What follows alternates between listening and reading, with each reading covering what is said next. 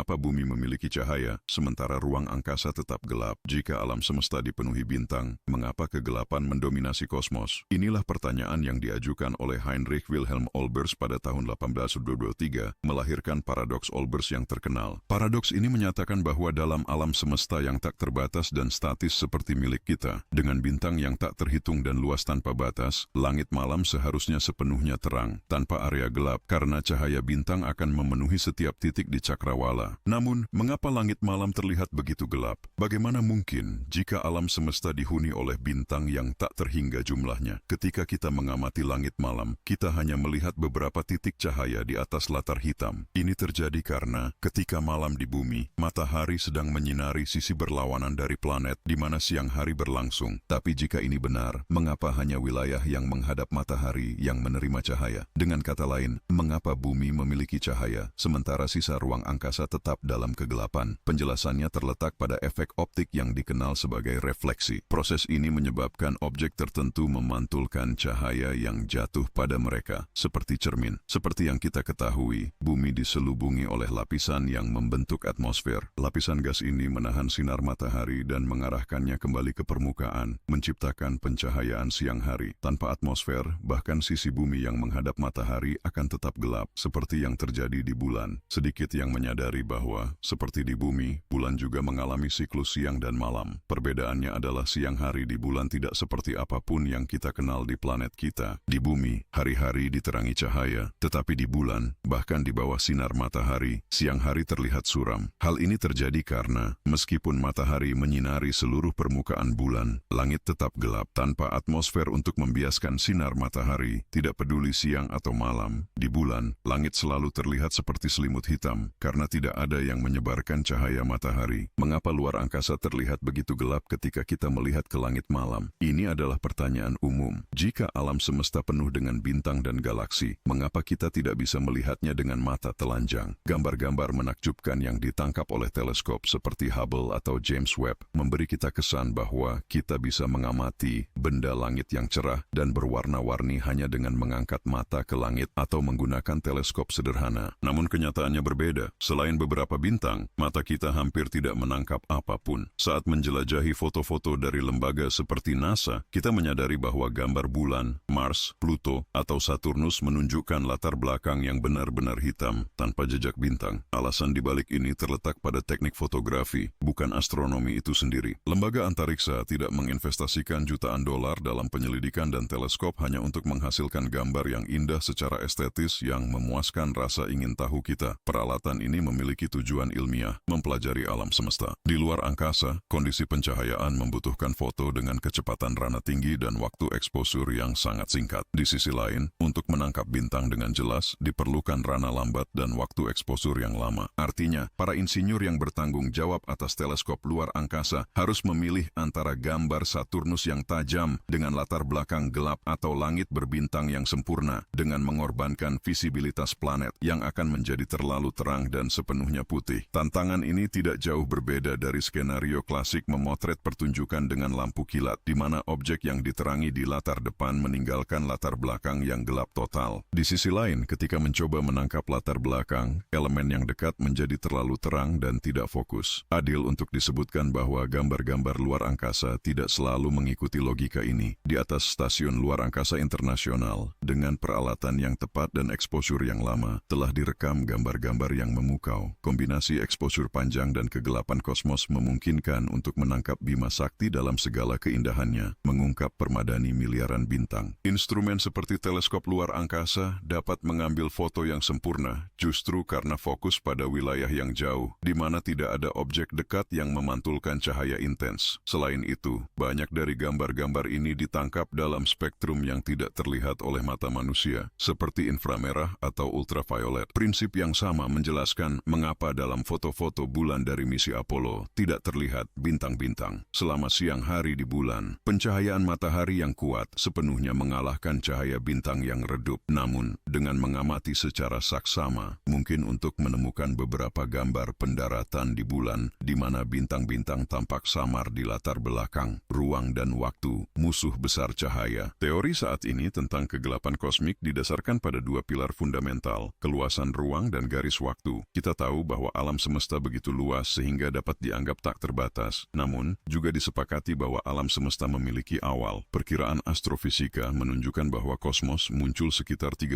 hingga 14 miliar tahun yang lalu. Meskipun cahaya bergerak dengan kecepatan luar biasa 300 km detik batas kecepatan alam semesta, kecepatan ini masih tidak cukup untuk menerangi seluruh bentangan kosmik dalam rentang waktu ini. Secara ringkas, kegelapan ruang angkasa ada karena cahaya dari bintang-bintang belum memiliki waktu yang cukup untuk menerangi seluruh kosmos, dan mungkin tidak akan pernah bisa karena ekspansi alam semesta melebihi kecepatan cahaya. Bahkan dengan waktu yang tak terbatas, radiasi bintang tidak akan pernah sepenuhnya mengisi langit karena struktur kosmis itu sendiri mengembang lebih cepat daripada foton. Aspek kedua dari teka-teki ini terletak pada usia sumber-sumber cahaya. Meskipun alam semesta berusia sekitar 13 miliar tahun, bintang-bintang yang kita amati jauh lebih muda, berkisar antara 1 hingga 10 miliar tahun. Disinilah muncul paradoks Lair. Salah satu penjelasan awal untuk paradoks ini menyiratkan adanya materi opak dalam proporsi yang setara dengan bintang-bintang. Jika kita mempertimbangkan alam semesta yang tak terbatas dengan bintang-bintang yang tak terhitung jumlahnya, masuk akal untuk mengasumsikan bahwa objek-objek gelap juga tak terbatas. Saat ini, dengan kemajuan teknologi, kita menemukan bahwa kosmos jauh dari kosong. Faktanya, di antara galaksi-galaksi, kita mendeteksi awan hidrogen yang sangat besar, hanya terlihat melalui sensor inframerah. Struktur-struktur ini akan berfungsi sebagai penghalang, menghalangi penyebaran cahaya ke segala arah yang dapat diamati. Namun, solusi ini membawa kontradiksi, karena energi bersifat kekal. Jika benda-benda ini menyerap radiasi dari bintang-bintang yang tak terhitung jumlahnya, pada akhirnya mereka akan memanas dan memancarkan kembali energi cahaya tersebut. Dengan demikian, lebih masuk akal bahwa awan-awan antar bintang ini tidak sepadat yang diasumsikan sebelumnya atau tidak terdistribusi secara merata di antara gugusan galaksi. Ekspansi kosmik. Hipotesis lain mengusulkan bahwa perluasan alam semesta secara bertahap mengurangi intensitas cahaya. Kita tahu bahwa kosmos mulai mengembang dari momen awal yang dikenal sebagai Big Bang. Ekspansi ini secara langsung memengaruhi perilaku cahaya. Panjang gelombangnya secara bertahap memanjang hingga masuk ke spektrum inframerah, menjadi tidak terlihat oleh mata kita. Kelemahan dalam teori ini terletak pada fakta bahwa radiasi ultraviolet seharusnya diubah menjadi cahaya yang terlihat oleh kita. Mungkin jawabannya sederhana, tidak banyak radiasi jenis itu yang tersedia. Penjelasan paling komprehensif untuk paradoks IR menunjukkan bahwa kita menghuni lingkungan yang gelap dengan dimensi begitu kolosal sehingga cahaya belum menempuh seluruh jangkauannya. Banyak bercahaya telah padam, bahkan tanpa mengacu pada teori Big Bang. Masuk akal untuk mempertimbangkan bahwa alam semesta memiliki batas yang terbatas, yang akan memecahkan baik paradoks OBL maupun teka-teki langit malam yang tidak sepenuhnya terang. Seperti diketahui, hidrogen sangat melimpah di kosmos. Namun, jumlahnya terus berkurang karena bintang-bintang menggunakannya untuk menghasilkan helium dan unsur yang lebih berat. Di alam semesta yang tak terbatas, proses transmutasi ini seharusnya sudah sepenuhnya selesai. Keberlanjutan hidrogen sebagai unsur dominan memperkuat gagasan alam semesta yang terbatas. Hal yang sama berlaku untuk waktu. Meskipun kesimpulan ini bisa diperdebatkan jika kita menemukan mekanisme untuk membalikkan proses tersebut, mengubah atom kompleks kembali menjadi hidrogen. Namun saat ini, tidak ada bukti alami dari fenomena terbalik ini, menunjukkan bahwa alam semesta merupakan ruang waktu yang terbatas. Akibatnya, bintang-bintang juga terbatas jumlahnya, membuat mustahil untuk menerangi seluruh kosmos. Cahaya yang luput dari kita menjelaskan secara tepat mengapa bumi bersinar sementara ruang angkasa tetap gelap. Pertanyaan berikutnya yang muncul adalah, apakah Anda benar-benar yakin bahwa ruang angkasa itu gelap? Kenyataannya, ini relatif, karena meskipun gelap bagi persepsi kita, mungkin tidak bagi bentuk kehidupan lain. Kosmos dipenuhi oleh jenis zat khusus yang menyebar ke seluruh penjuru alam semesta. Zat ini disebut materi gelap, sesuatu yang keberadaannya kita ketahui, tetapi sifatnya masih belum kita pahami. Perlu diingat juga bahwa ada awan debu bintang yang sangat luas yang menempati ruang kosong antara gugusan bintang dan kelompok galaksi. Formasi ini hanya menjadi terlihat ketika diamati melalui cahaya inframerah. Cahaya yang kita lihat hanyalah sebagian kecil dari radiasi yang ada di alam semesta. Karena itulah, ketika kita menggunakan spektroskop atau teleskop radio, kita dapat mendeteksi frekuensi cahaya yang tidak dapat dilihat oleh mata kita. Bagi penglihatan kita yang terbatas, alam semesta terlihat gelap dan sepi. Namun, ketika kita memeriksanya melalui lensa sains, kita menemukan bahwa kita menghuni kosmos yang penuh dengan cahaya dan keajaiban. Apakah Anda ingin kita membahas lebih lanjut tentang materi gelap atau energi gelap yang melingkupi alam semesta? Bagikan pendapat Anda di komentar.